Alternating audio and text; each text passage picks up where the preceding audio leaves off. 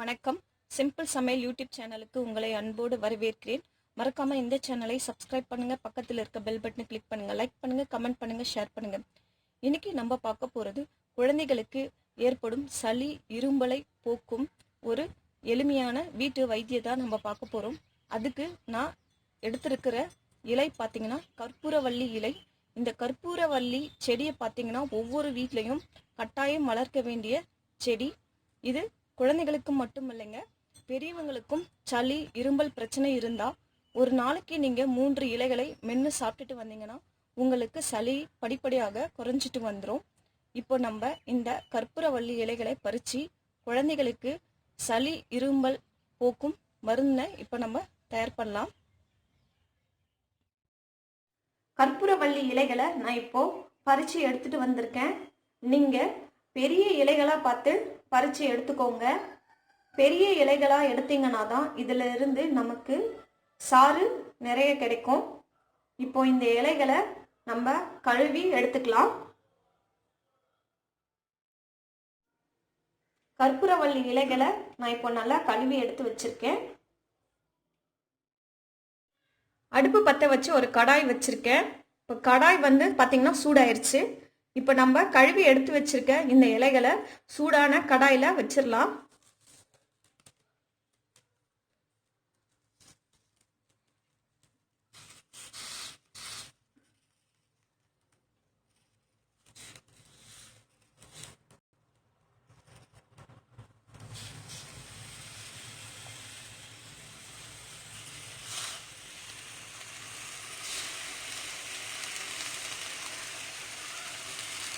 தீ அதிகமாக வைக்க வேணாம், சிம்மிலே வச்சு நம்ம இப்போ இந்த இலைகளை நல்லா இந்த கடாய் சூடாக்கி அதில் வதக்கி எடுத்துக்க போகிறோம்.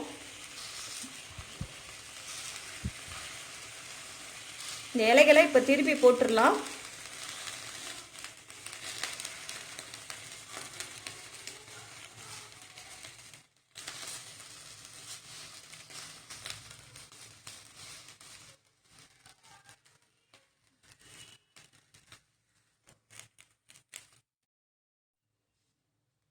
நல்லா 2-3 டைம் இந்த இலைகளை திருப்பி போட்டுட்டே இருங்க.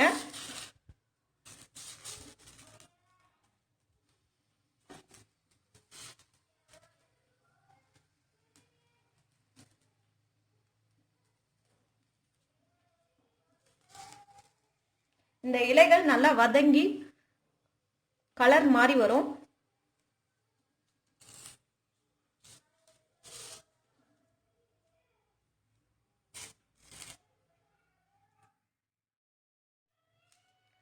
இலைகள் பார்த்தீங்கன்னா இப்போ நல்லா கலர் மாறி வந்துருச்சு.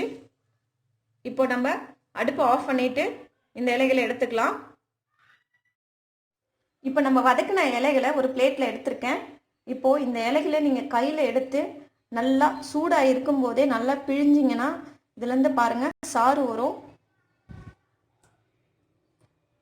நல்லா இலைகளை கசக்கி அந்த சாறு எடுத்துக்கோங்க.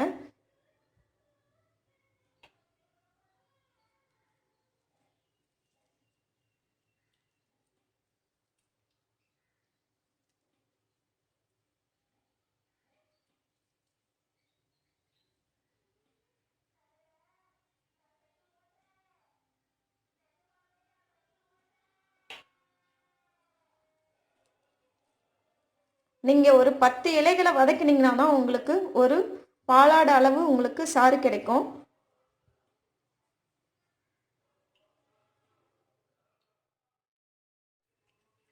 நான் எடுத்து வச்சிருக்கிற கற்பூரவள்ளி இலை சாறை ஒரு சின்ன கப்ல ஊத்திக்கிறேன்.